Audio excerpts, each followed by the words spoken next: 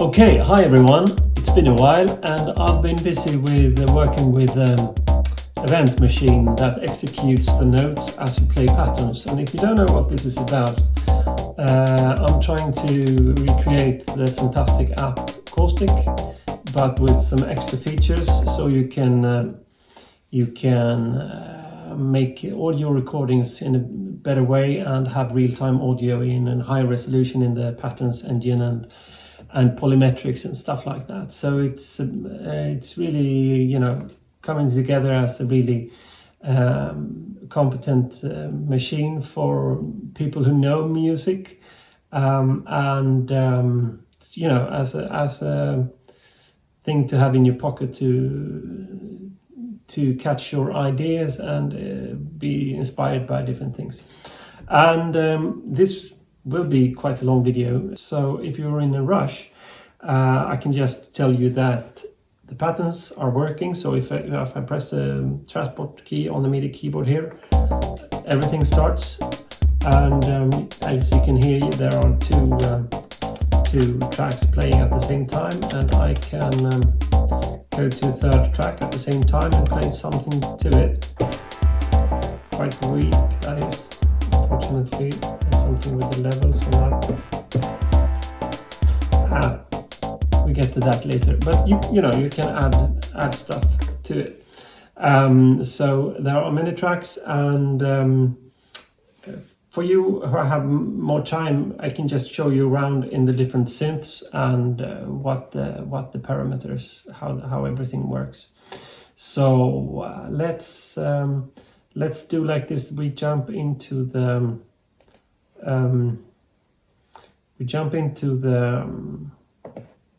code, and we look at one of the synths.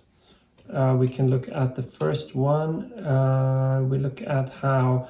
You can also look at how a project is arranged, because you have the project file where you have all the racks and all their parameters and settings.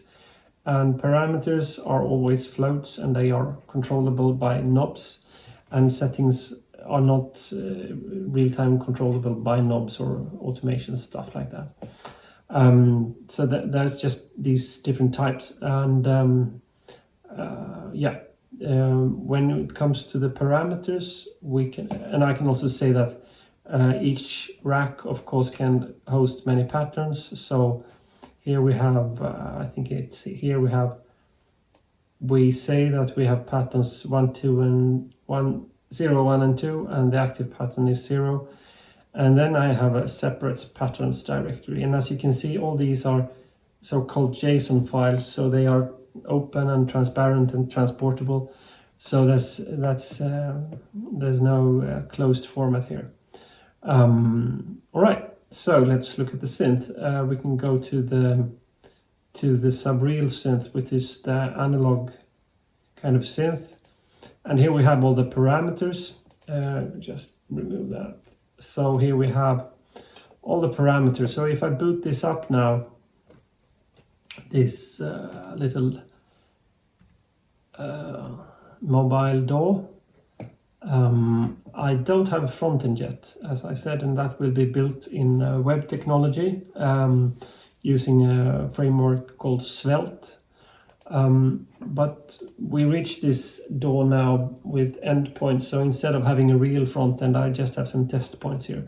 So I start the device and I start the streaming, and I load the surface that are configurable for different keyboards. And by loading the project, I should now have,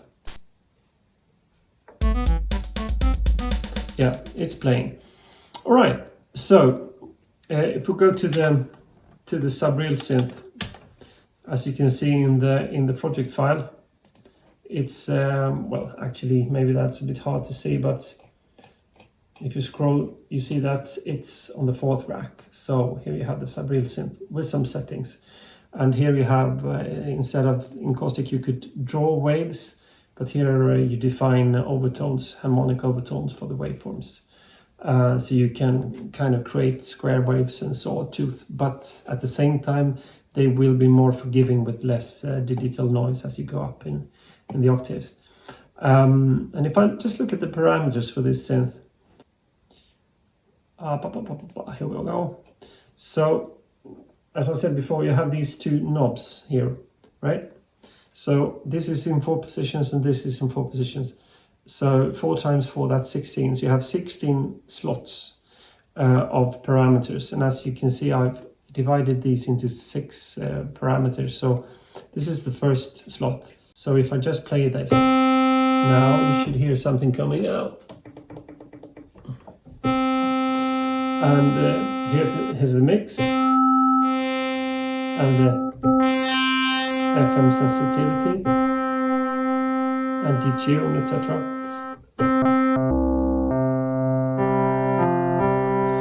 And if I just go to the second slot, we have the filter.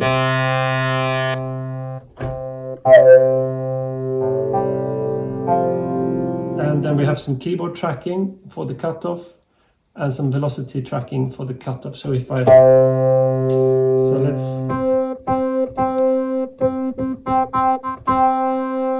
go up a bit, I now close it because it's a high note. Here I close it, actually. It's all closed there. And here I open it. And caustic had that setting too, but I thought it was many times you wanted it in the other direction. So it's like a mid position here where you have no keyboard tracking. And then if you go down a couple of octaves,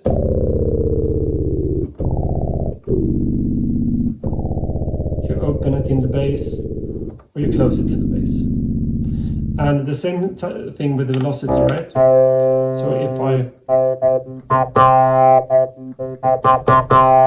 so you have the velocity tracking, and that's just, good to know that KT means keyboard tracking and VT means velocity tracking.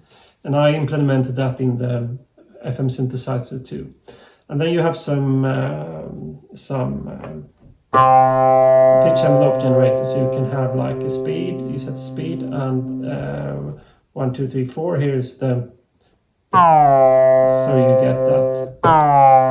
There's some bug around it because it doesn't really go back to 0. I haven't looked into it. And you can, if I go and just, I know this, you can hear that, hang on.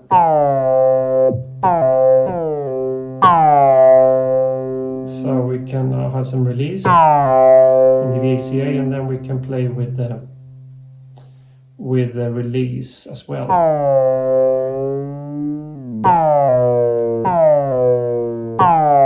Yeah, so that's that, and we move on to the LFO, which is really nice because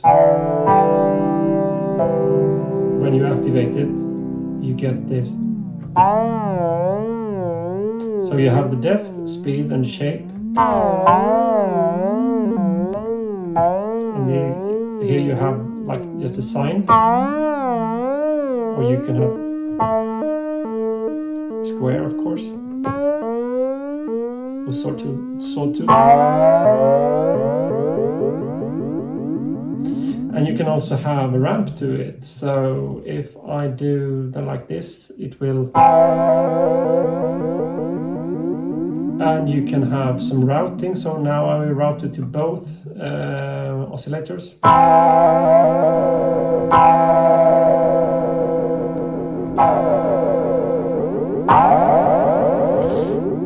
And you can also do the modulation wheel routing. So if this is the speed, right? Oh, no, the depth. I can change that to speed.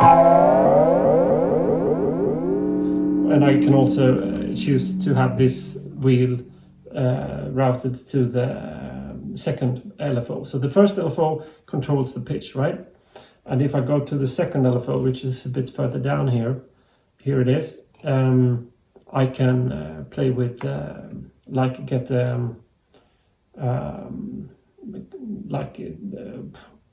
tremolo. Oh, funny sound. But let's just ignore that for now, and we go. And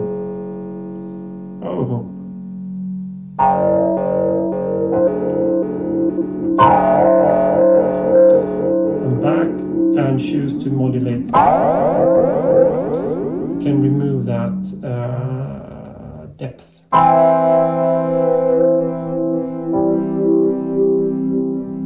And here you can hear it's working right. So go back to the second LFO, and now we can set.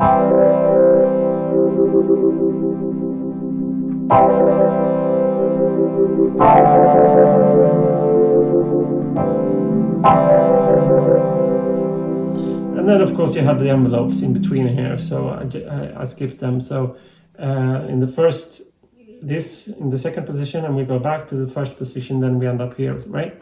So we have a keyboard tracking for the mix. So if I go up a bit, you can hear here is the FM modulated oscillator 1, which produces some funny noises that I will try to remove later. And now it's a bit more clean, but as I go down, it's FM modulated. And if I go in the other direction, in the bass, right, it's less FM modulated. We can fix let's fix the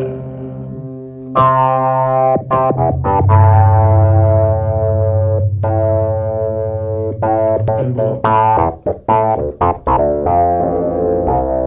like that. So there you have them, right? You have the attack, decay, sustain, release, fade. So you get that. So if you play, if I'm on the VCA right here, so it doesn't go on forever. So I can set that to be maximum or no fade. And I can also have that in keyboard tracking, so just like a piano, right? So if I go up a bit, I maximize that keyboard tracking. You can hear that with the fade and everything is really short, and at the same time the attack. So I can get a sharp attack in the treble, but in the bass a bit more soft attack, and as well less fade, just as a piano. Okay, and there are rooms for more parameters here, because if you do the count, there is 1, 2, 3, 4, 5, 6, 7, 8, and a synth can have 11 slots like this. The 12th slot is for the emitter, that is like a mixer slot with the parameters to send stuff into the master effects. So that 12th is when you dial here and go there. You have the how you send to different master racks and master effects. And that's the subreal synth in a nutshell. And I can just, as we go further on and I start the pattern player, you will hear me just fiddle with this one. And we can take a look at this FM synth, because FM synth is this. If you ever tried to program a real DX7 back in the days, you probably know that it was a complete horror of programming a DX7. Hopefully it's a bit easier with this one. So what I've done is that here you have the mapping. So if I just go to that synth, right? I go to the, so I have my volumes for my 3 oscillators. So just as in caustic, there's only 3 oscillators. I'm thinking about adding a 4th oscillator that can modulate either or all of the 3 other oscillators. You get a bit more, bit more of this shimmer effect that you get in FM synths. 3 oscillators is a bit underpowered, but at the same time the parameters, they are limited. So here you have the volumes and the algorithm, the same algorithms that you had in caustic. So here they are in series. So one oscillator modulating the second, modulating the third. So if I go to the other end of it, they are, oops, sorry, like this. They are in more in parallel. So here's more like an organ sound, right? So I have the volume and an algorithm and I have a feedback. And I can, that's the third oscillator that gets the feedback. And then I have a funny thing, and that's the fixed mask. So I can choose to have one of the oscillators being fixed or anyone. And this is like a bit pattern. So it's quite, I use that quite a lot. So you have in this where you have three oscillators, it's quite easy to think in 3 bits, that's 8 combinations. So here none is fixed, and here everyone is fixed. So no,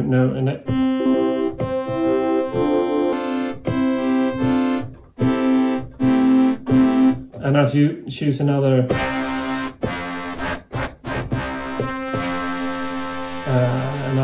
algorithm, you get interesting results. And then in the second slot, you see that we have the octaves, right? We can go back to just up the normal and the parallel. So, and then we have the second oscillator and the third.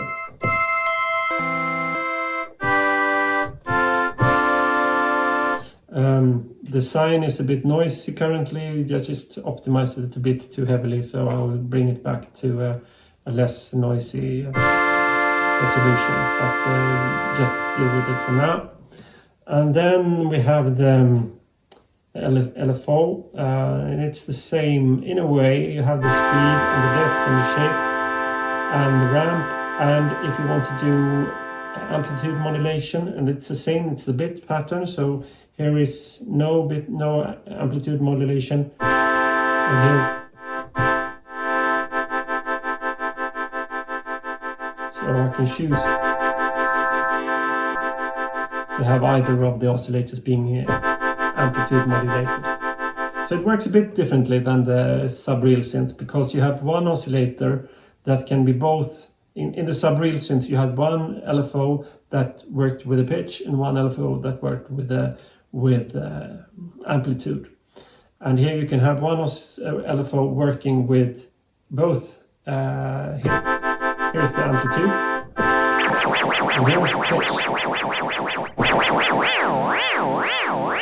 Right? And you can have the ramp here too, right? So that's how that works. A bit too heavy now.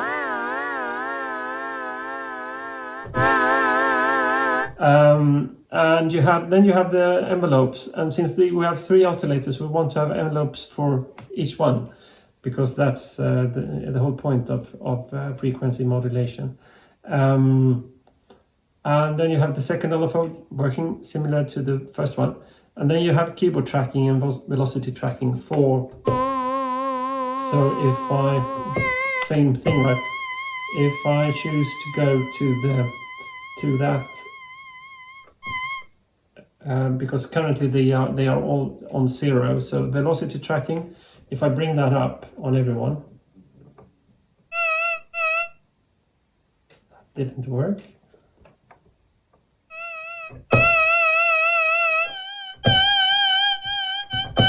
You get the velocity tracking, right? And you can add keyboard tracking to it as well. And then you have the detune.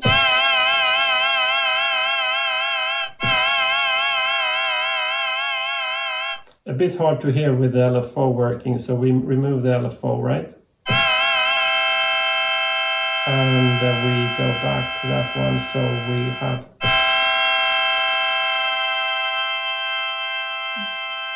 just create some like that. And then you have the pan, which is a great thing because you can spread out the voices from the left to right. So like this, instead of having them just in mono, you get them in stereo. I hope you can hear that.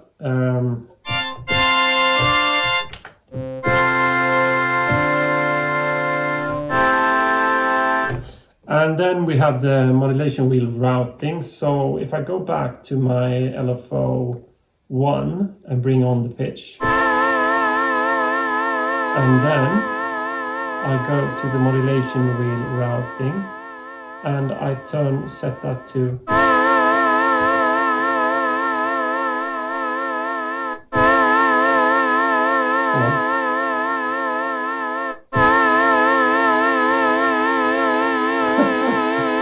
I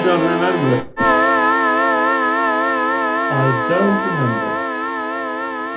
It's here, right?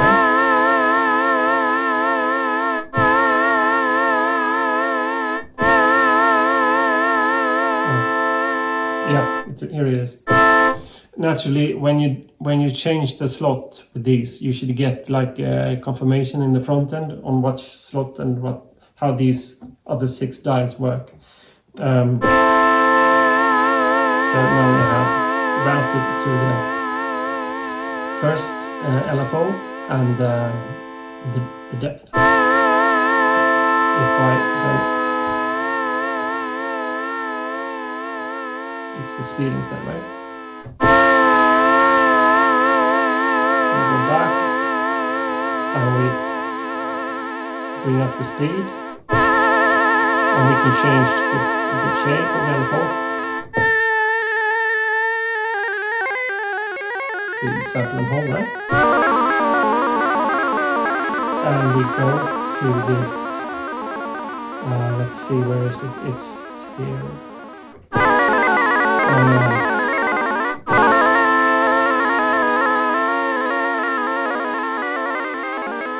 Yeah, you get it. So that's the FM synth, and then we have the drums that are also working in this demo that I'm going to show you. So we have that on rack 3, and then we have a delay that I want to remove. I do that over an RPC command, and naturally, again, that should be possible over a web front end. And you can play with this in the way that you can pan them to left and right, and you can change the volume and the pitch, right? And later also you can have just a syncaustic attack and release on them, so you can cut them a bit earlier. And here the slots are working with the different voices. So here we are working with the bass, and let's do the snare.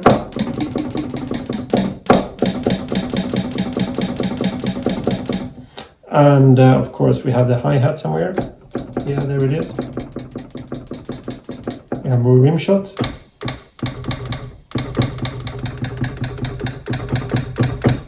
So, you know, these having the ability to operate the DAW over a regular MIDI keyboard, I think it's a great way. I want to make this DAW really accessible for all types of users, so you don't have to rely on a small touch screen.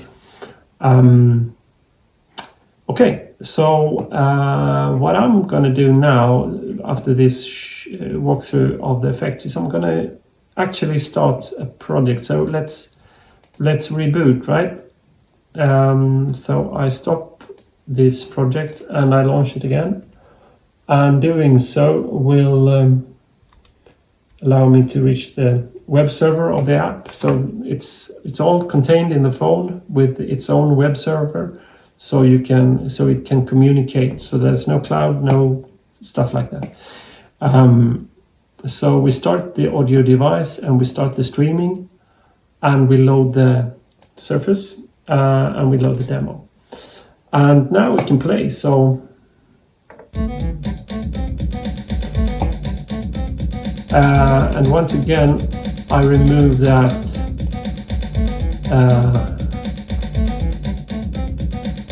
delay in the I can do that instead with like that. Yeah, I chose to go completely dry on the delay effect on the drums. And let's change that. You can hear that sound, that synth playing. That's the subreal synth. So we can, let's fix it a bit. So you hear the mix, right? And the FM modulation. We can bring down the pitch, the octave of the second oscillator, and we can fix the envelope so we get some attack to it. And we can choose to have some more aggressive, so we lower the sustain, right, and have a decay.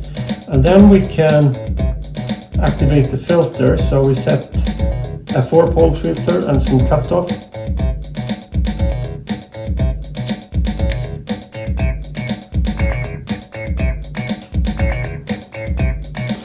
So like that, maybe we want some attack on that filter too. And then we want to fix the drums. So we go to change the channel. And now we have, you remember the drums, right? So we have the bass.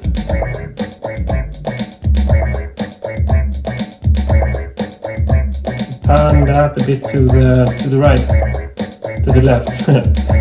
And then we have the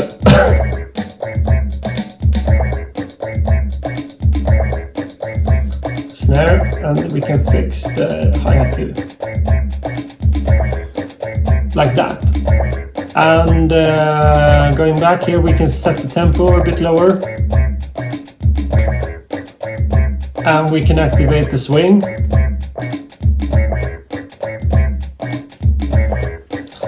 And we can change the master tune of the whole DAW. A bit lower, right? And I can try to change patch now. I don't know if that's doable or not, but let's try it. Rack, cell, pattern.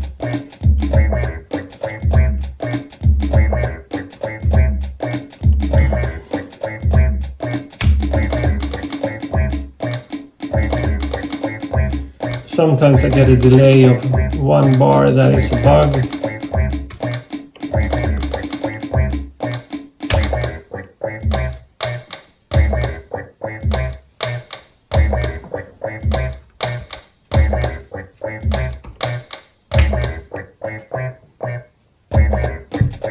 Yeah, you get it. So just as in caustic, you can immediately change the patch, and the new patch will pick up, and you don't have any like cracks and stuff like that.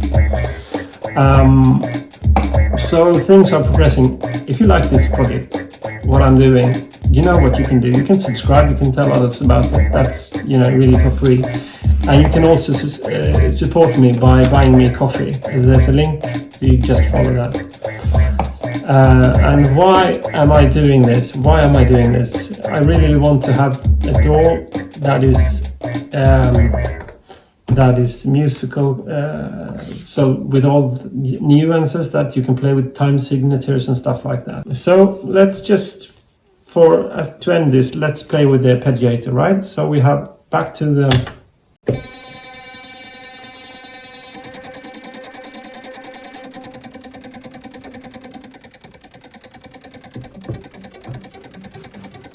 so like that, right? So the arpeggiator, all the effects and the eventers are on the 4th master slot. So here you have this in the last position, and then you have eventer 1, eventer 2, effect 1, effect 2. So we loaded eventer 1, right? So now I can play with those parameters.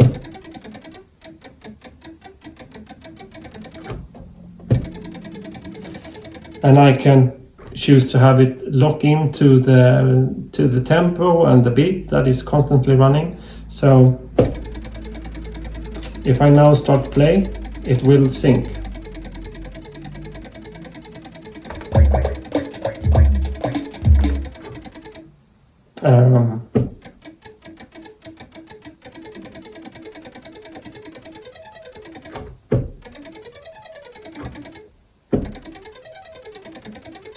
Sounds a bit cheesy, doesn't it?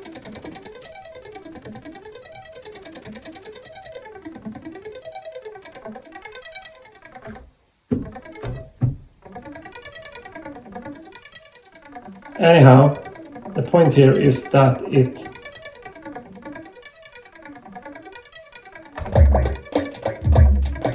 and I can also lock it in, so I can, and I press stop now, the arpeggio continues to play until I set the release on that arpeggiator. So if you can imagine the app that will become visible as we go along with web technology, I think you can imagine how amazing this app can be eventually. All right, that's all for now. And as I said, if you like what I'm doing, support me just by spreading the word. We are now over 1,300 subscribers, and that's amazing, from all over the world. Really fun. And I also spoke with Ray the other day, and so he's curious about this project. So I will drop him a note about it. All right, so take care, everyone, and I will continue implementing the session playing mode. That will be clever, that will have some unique features, and also eventually the song mode, probably not before I try to get it onto Android. So the idea is to have the session mode playing also, and then I will try to bring it to Android. Right, that's it. Take care, everyone. Cheers.